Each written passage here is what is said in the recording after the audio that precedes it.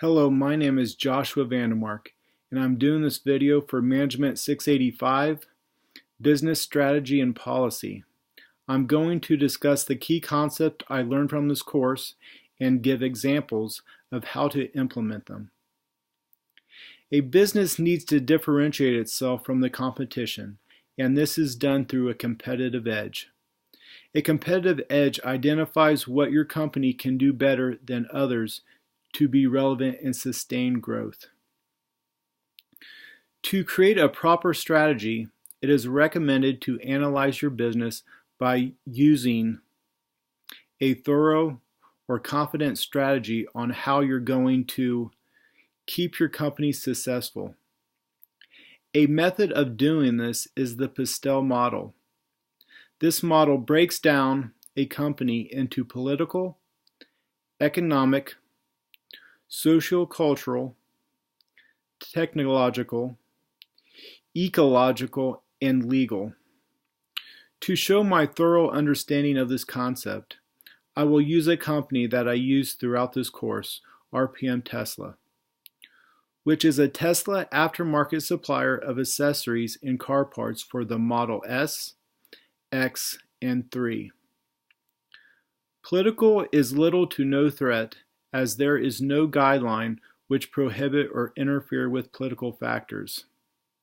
This concept here, or the political factor, is mostly based on larger companies that do business overseas.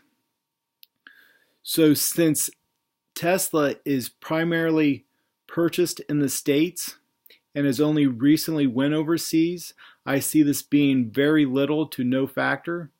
This would be a factor if RPM Tesla was doing business in companies that did not have the current political structure of the states. An example of this would be China. We would have to really understand their political atmosphere and how it may influence our business. Another factor is economic. Economic is the current market. How strong is it? So currently, the current market is strong. People are able to splurge on luxury items, as many Americans and prospective customers are working and have the ability to purchase these items. Another factor which I believe is limited is business abroad, where exchange rates need to be factored in. But this is minimized due to Teslas are primarily owned in the United States. Another concern is the price of labor and if the company is able to pay the current rates to remain in business. Socio-cultural. This question is if these cars are accepted by a large part of society and if the prospective consumer base is present. So the question is yes. So these cars, which the owners purchase these accessories, are encouraged by state and federal governments, and this is proven through state and federal rebates.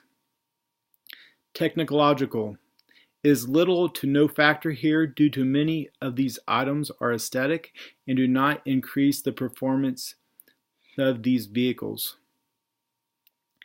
Ecological concerns are minimized but are present because some of these items are manufactured and they could create waste. The company needs to ensure if waste is generated that it is disposed of correctly. Legal. So the legal concerns here could possibly be the branding and connecting itself with Tesla if it isn't authorized. So this company separates itself from Tesla. It acknowledges that it is not sponsored by Tesla or endorsed by Tesla in any way. Once these factors have been analyzed, they need to be implemented and need to be reassessed to remain relevant.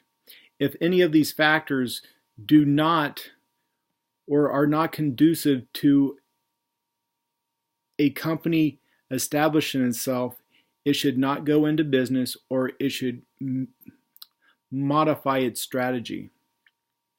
Internal factors and external factors need to be constantly evaluated to ensure that changes do not affect the current plan. And if they do, they need to know how to adapt. Examples of this is price increases in labor, materials, new laws that affect the current strategy. Key leadership needs to be in place which has a vision and the ability to implement changes and to ensure that the company is on the correct path. Many companies either grow internally or expand through acquisitions. In larger companies, it may be beneficial to separate the company into smaller companies to unlock value or maximize potential. Privately owned companies often have more freedom on the decision and is based on the owner. Publicly owned companies are required to do what is best for the company, even if it means putting the leadership and workers employed. It is key that a business has a strategy, knows how to implement that strategy, supervises that strategy to ensure that a company is successful. And if any internal or external factors change, that company needs to adapt. This is my understanding of business management and strategy. Joshua Vandermark.